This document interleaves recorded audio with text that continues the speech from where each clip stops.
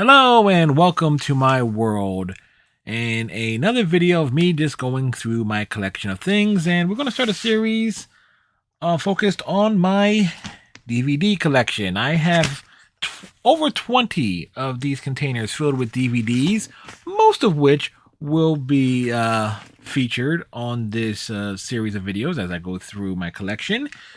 There's at least one container I will not show because of its the DVDs in that particular one. Let's just say this: they will fall closer to Rule 34 more than anything else, if you catch my drift. That said, this particular video segment, commentary, and so forth is sponsored by Babbel. Recently, they sponsored one of my streams over on Twitch. And so I figure why not share the special promotion and things here with you wonderful viewers. In the link below, in the description below, you will find a link where if you sign up for Babbel, which is one of the world's most premier language learning applications, you can save 60% off your initial subscription, regardless if it's monthly or yearly. You will save 60% off of your initial subscription. Now, I've tried Babbel myself. As a matter of fact, on that sponsored stream, I checked it out. I see how they do the lessons. They give you some basic phrases so you can get comfortable, and they gradually start working in like the different vowels and the and consonants and individual phrases. They use a nice little call and response to where you to try and work into your mind how certain phrases are. Now, I tested it with Spanish. Now, admittedly, I do have a very, very, very, very, very basic understanding of Spanish. My biggest issue with learning languages, because I've tried learning Spanish and other languages over the years, but I have a real big problem with retention. Now, I figure if I stick with Babbel myself, I could possibly be able to say sentences in Spanish. Comprehension and actually having a conversation will take a long time with my own known limitations of how my own mind works. But Babbel certainly will give me the tools necessary to learn. So again, that link to where if you want to try Babbel out for yourself and save 60% on your initial subscription is in the description down below. So let's open this case here and see what we have here. I could easily just hold it up like this and go like that, but I do want to talk about the various films as we did with the VHS thing.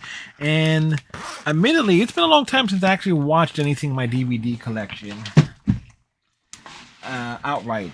So we'll do those same format here. We'll take them out, pop them over here, and then after I finish recording this video, I get the fun of putting it back in here and then putting it over there. So let's grab the first few here. We have Jackie Chan and Chris Tucker in Rush Hour 3. This one I did not see in theaters.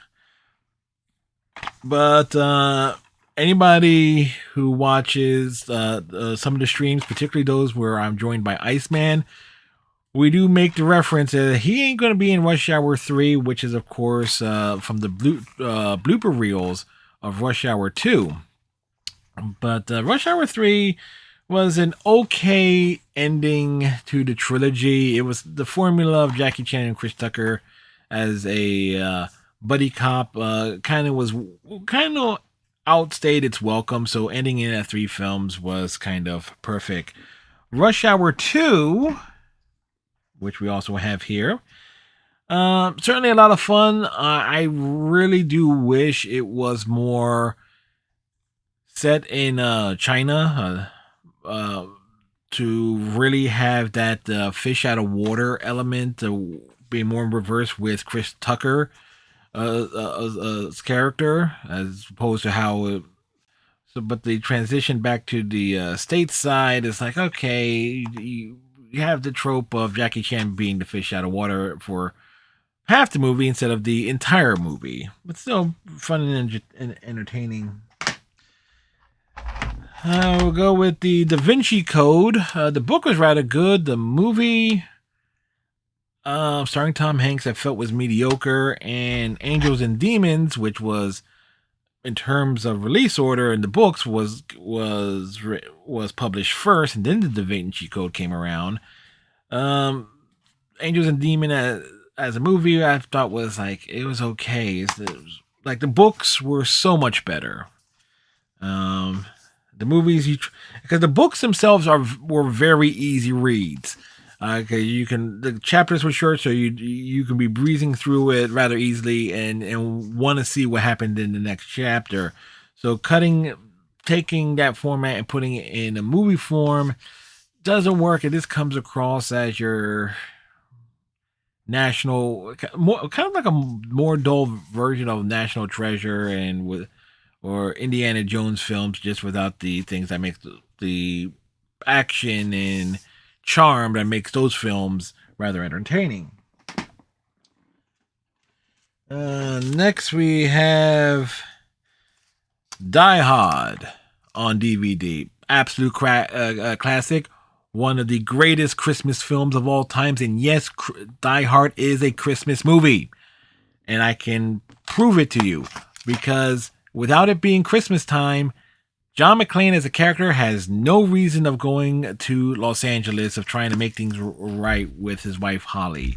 The actions of Hans Gruber and his men invading Nakatomi Towers and during the Christmas party does not happen without it being Christmas time. Everything is built around the circumstances, and it's almost like the miracle of Christmas is taking place, where all these elements come together, and where John basically saves his wife, saves the day, puts his family back together, as we kind of see in Die Hard 2, which is more or less reference, but still. And of course, we have Die Hard with a Vengeance on DVD, and again, the most fun of the original Die Hard trilogy, because you have Samuel L. Jackson in there, and he plays off of Bruce Willis rather perfectly. Of course, I have this in the VHS collection as well, so it's like we're not going to spend much time on that. Hudson Hawk is an underrated comedy adventure. I originally saw Hudson Hawk on TBS. They had like I think it was the Dinner in the Movie segment. So I think it was like a Friday night or a Saturday night when I first saw it. And I was like, this movie is awesome. It has everything. It has comedy, it has action. It has a rather over the top plot of like how to ruin the world is by flooding the gold economy or something to that effect, or pumping so much gold into the economy everything loses value. So it's like a bit forward thinking there. And Sandra Bernhard is actually steals the show for me in this, but it's an absolute joy. And it's a movie actually led me to discover that Bruce Willis could actually sing and had some musical talent, and that led me to discovering his albums like Return to Bruno and I forget the name of the second one but the second one has the great Pep Talk, which he did on Saturday Night Live when he hosted it like in late 88, in 88, 89, somewhere in there. There's about. But Fifth Element, I saw this in theaters when it came out with my father, and this is an awesome movie. There is the style, the presentation of the world that you see as being futuristic, the small apartments, the costumes, it's just a great escape. Is like, wow, that one could easily see the world actually being like that at some point in time. The actual plot is really good in terms of Mila Jovovich is Lilu being the perfect being. She is the fifth element and the key to saving the world from this evil demonic ball of hellfire that comes along every so often.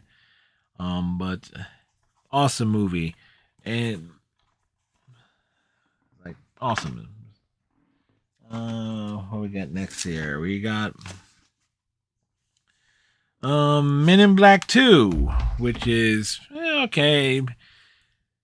In terms of, because they kind of wrote themselves into a corner. It's like, how do you bring Tommy Lee Jones back? So you basically have to flashy thing on my neuralize them, the deneuralizer. But then you had to scoop that Agent J couldn't deal with any partners that he had.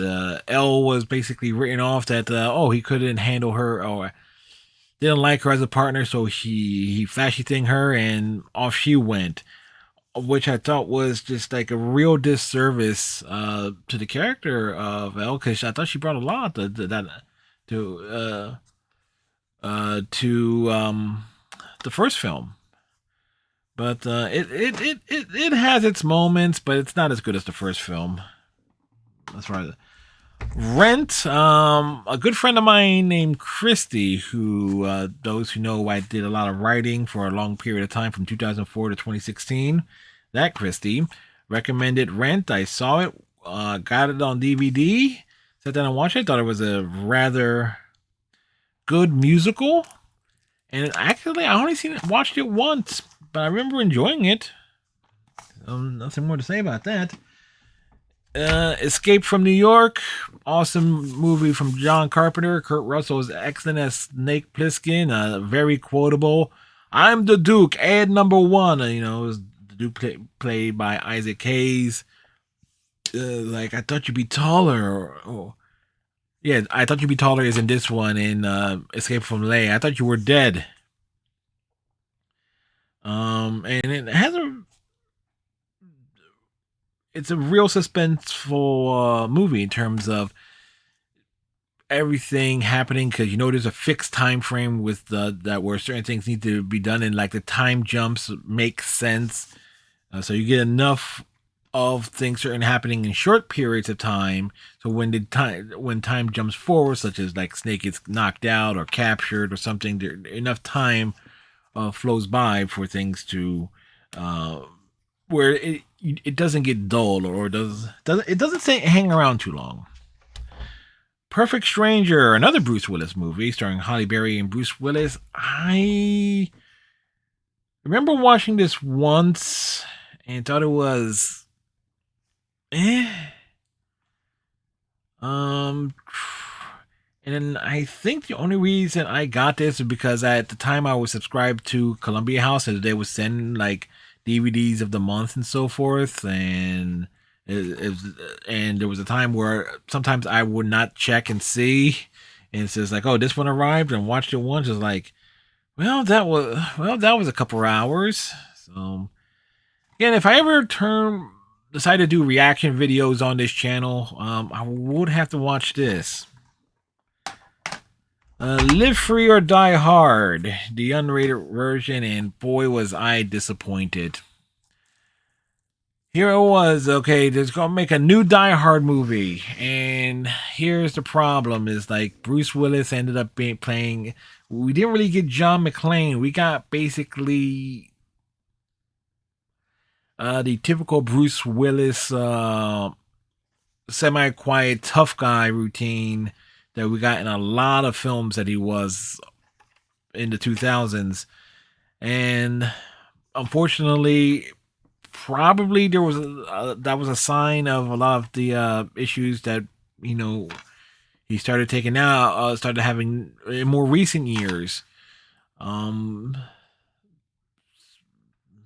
who knows? So I was really disappointed with it. I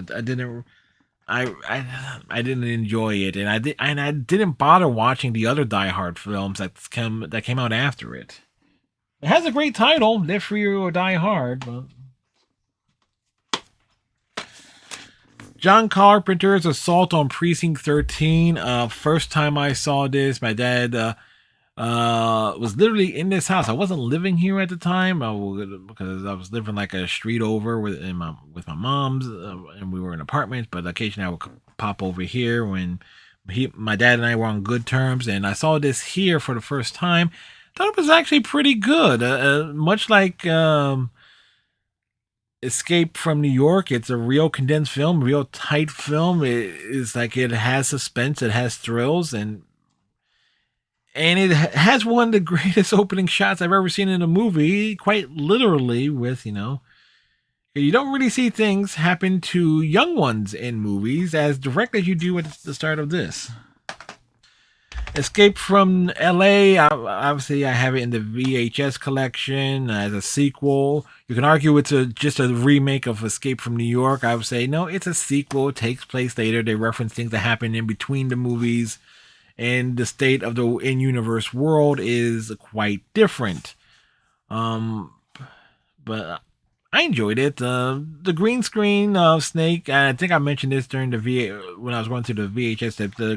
The green screen, blue screen of Snake surfing on a tsunami wave or of some sort. Didn't look good back in the 90s. Certainly doesn't look good now. But the movie itself, it has a lot of great moments in it. So. The Departed. Most people say it's a great film, an incredible film. I found it to be dull. Like one of those movies I just watched once. It was like, okay, yeah, it was like, got it, watched it once. It was like, I really never had the desire to sit down and watch it again. So. And Pursuit of Happiness, starring Will Smith. It's charming in so many ways, and unfortunately it does come across as a little bit depressing, but it is a movie with a message where you just got to keep trying, you just got to keep moving, and someday you might get your big break. You might go through a lot of pain, a lot of suffering, and so forth, but someday things might turn your way, and it's a movie that gives a lot of hope, because there's a lot of struggling going on, and most people know with me, but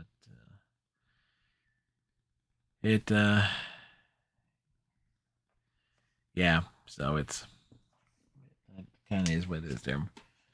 What we got here? Mel Brooks, The Producers, excellent movie. I know I've never actually sat down and watched the musical version of it, the one with Matthew Broderick that was produced. That was based more on the Broadway production. But one of the greatest comedy films of all time. The whole thing, this whole Springtime for Hitler musical number still holds up to this day. Gene Wilder is simply fantastic. A lot of the dialogue is sharp and witty, right? Young Frankenstein, of course, as we have on the VHS collection. Another excellent movie. Again, very quotable. Gene Wilder is better in this one. Again, as a parody and homage to all the Frankenstein films of the golden age of cinema and so forth. It's absolutely perfect. One can argue it's Mel Brooks' best film. More John Carpenter films, folks, with Big Trouble in Little China.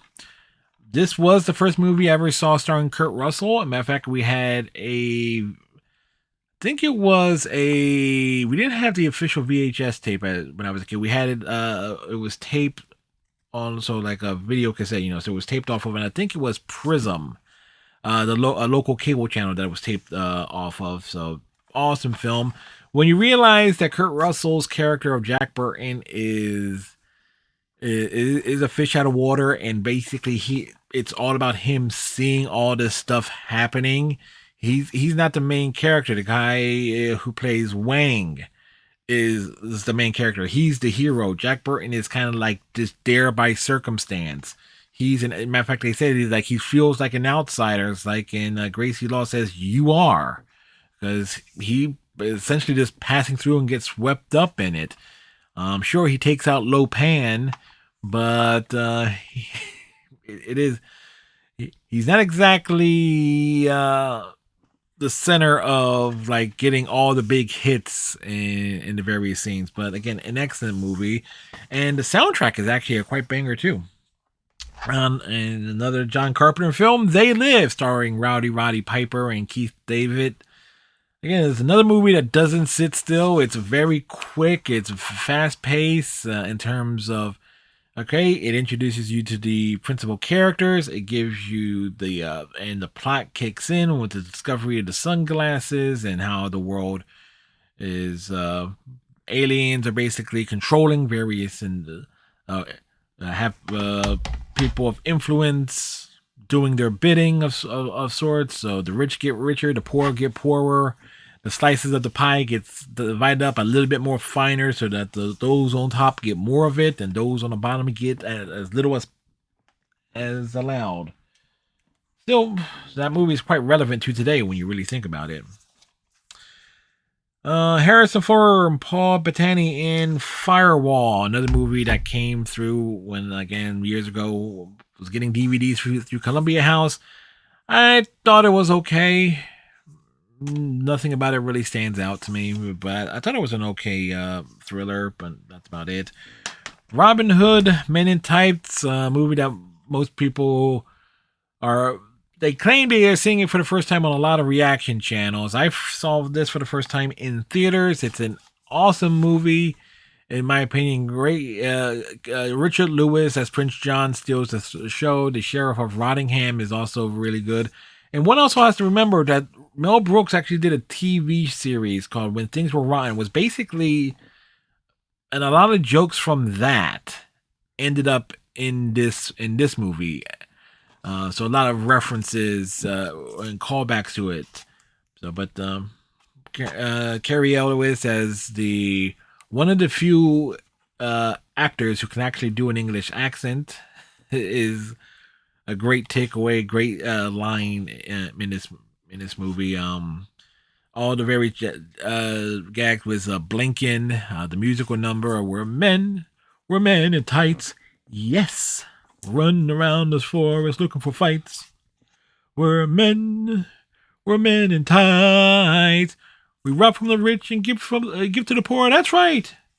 We may look like pansies. Watch what you say, or else we'll put out your lights. We're men in tights. So, sorry. And I know I got the words up. I got the second verse mixed up with the first verse there, but still, great movie. And fun fact, if those don't realize it, the melody for Men in Tights, the song, is the same melody for Jews in Space at the end of History of the World Part 1. So if you didn't know that, there you go. And more in Mel Brooks, we got Spaceballs. Again, as a straight up spoof of the Star Wars trilogy. Awesome movie, very fun. John Candy is great as Barf. Bill Pullman as Lone Star is great. Joan Rivers, the voice of Dot Matrix, has a lot of great snappy lines. Daphne Zanaga, I think, who plays Princess Vespa, certainly played the spoiled brat well. Rick Moranis as Dark Helmet, and Mel Brooks, of course, plays both President Scrooge and Yogurt. I still want a Yogurt stuff toy. May the Schwartz be with you. Actually, I wouldn't mind having like a model or like a replica of the Eagle One RV. And again, speaking of History of the World Part 1, we have that on DVD. Great. When one realizes that this is Mel Brooks's take, obviously, on history, and there's a lot of great individual segments in it, a lot of folks don't like it because it's not one long, isn't one story, because it jumps from place to place, from the dawn of man to caveman to the Ten Commandments. Moses, this is thy Lord thy God. Do you hear me? Yes, yes. A deaf man could hear you. What? Nothing. Forget it. Oh Lord. It's like, and the drop what's the other line when he comes back with the Ten Commandments? Oh, hear me.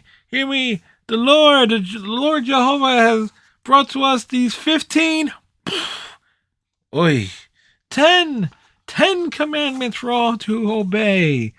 Of course, the Roman Empire's entire segment was great. You had literally the the V and X store, Five and Dime.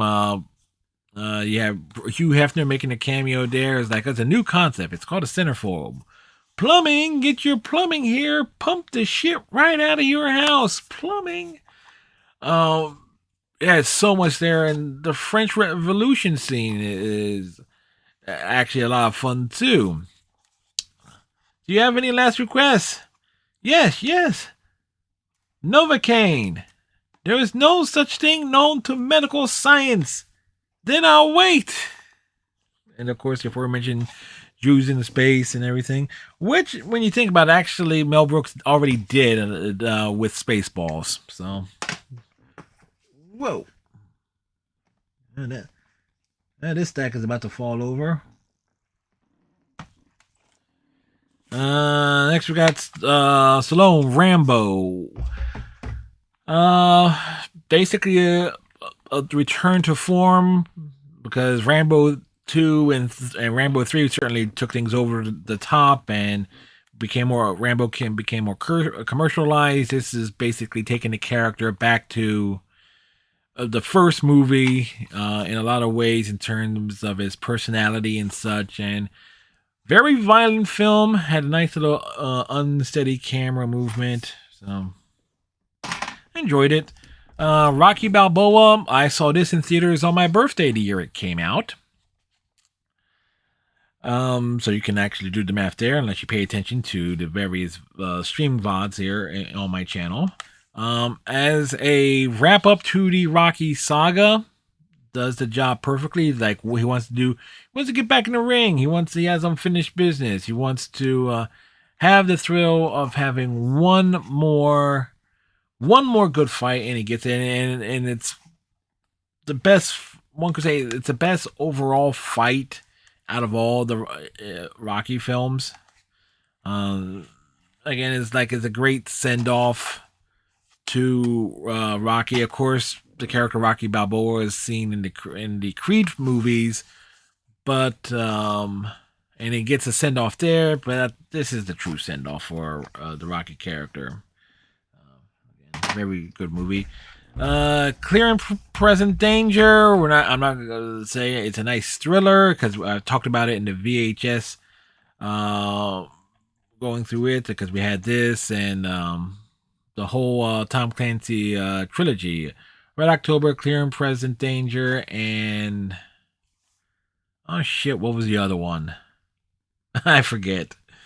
It's like I think it's easy for me to try to remember everything that I have, but I know we have it there. And Air Force One, I know we had on VHS as well, I believe. Another excellent movie, and one could say it's like, oh, it fits in perfectly with the Harrison Ford's in the Clear and Present Danger films and everything like that. But I say no, it's its own thing. Granted, the character of Jack Ryan, I think, ends up being president at some point. In the Tom Clancy books, I think it's an executive decision or executive orders is the name of it. I had that in hardback, and I remember reading it. And anyway, but as a thriller, is like it's you could say Die Hard on a plane, and he's like, it's the president. Like Donald Trump wishes he could be as perceived as a kick-ass all-American hero as the president seen Harrison Ford's character seen in this movie, but we know that's certainly not true. We got 6 more here. Jean-Claude Van Damme and Raul Julia, of course, Street Fighter. I enjoy this movie. It's basically it's the best live action G.I. Joe film ever made. Considering that the other ones were, Channing Tatum and those ones were awful, but this is the best the best G.I. Joe movie ever made. Is it the best Street Fighter movie in terms of adapting it and bringing it to the big screen? It's like, how do you do it? And it's like, oh, you could do the tournament aspect, which they did not do, or you try and realize that in the manual for Street Fighter 2, you realize these characters have some backstories. Oh, M. Bison has this organization called Shadowloo, which is called Shadow Law here. And it sure to take some liberties with Ken and Ryu being gun runners, Dawson being a scientist, and clearly something was come from that film, because I'm not exactly sure how he ends up looking like Dawson at the end of that film. There's clearly some things that were cut. Zangief actually steals the show. It's like, quick, change the channel, and the blurry, almost like Godzilla parody of Zangief and E Honda fighting over the model of Bison's Dream Perfect City. It was absolutely hilarious. The Rock, Sean Connery, Nicolas Cage, excellent movie. It's a fun adventure.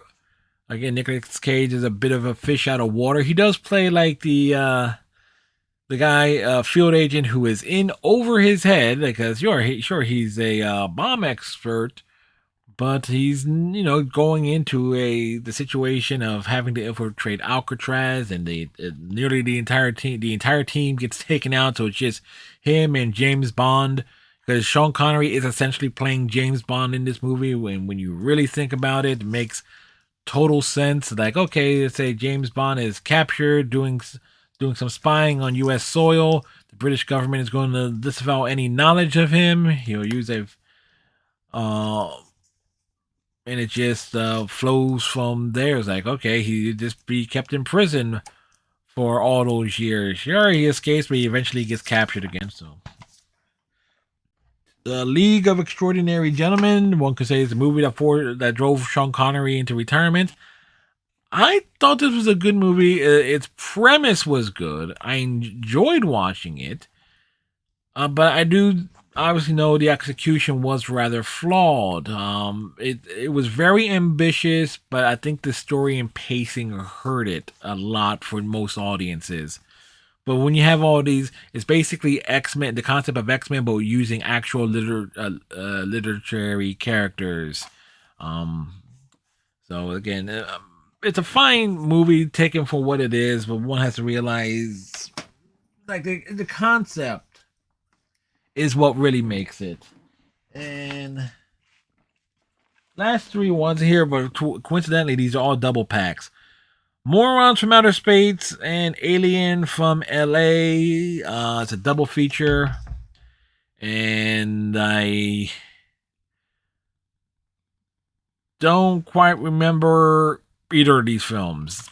I don't. I probably watched this once, maybe then grabbed it, or was more likely this was given to me by my dad. Jackie Chan First Strike and Mr. Nice Guy is a double pack of Jackie Chan's film. First Strike, I know I have First Strike on VHS. I also have it as a standalone DVD. Mr. Nice Guy, Jackie Chan being a celebrity chef and getting caught up in antics again. It's what it is there. It's like Jackie Chan films. You're not really watching them for the plot. And coincidentally, I never opened this one, but I have seen Mr. Nice Guy. So this is mint condition, never been opened. But I do have Jackie Chan First Strike on it, and I know I've seen Mr. Nice Guy quite a few times.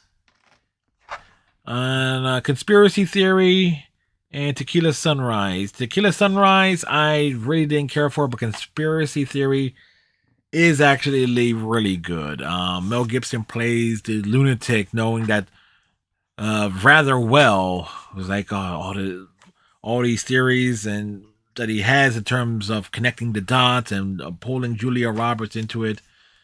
And how it all comes together in the end. It's a real good suspenseful movie, in my opinion. So, with that said, those are the DVDs in the first case here, and we had quite a lot to go through here. And then just think, I have more, so we'll get through them eventually, one by one. Disclaimer here: this video is recorded or February 24th, 2013. Thank you very much for watching. If you have any thoughts on the DVDs that I have in this box here, or the movies, and so forth, or you disagree with something that I said, particularly regarding movies I had little to say about because I've only either watched them once and it was like a watch and forget in some cases, leave them in the comment section below. And we'll see you in the next video, or more likely, we'll see you over on my Twitch channel. I'm there every night. So, till next time, tighten your friendship, tighten your friendship race, and stay safe. And we'll see you later. Bye.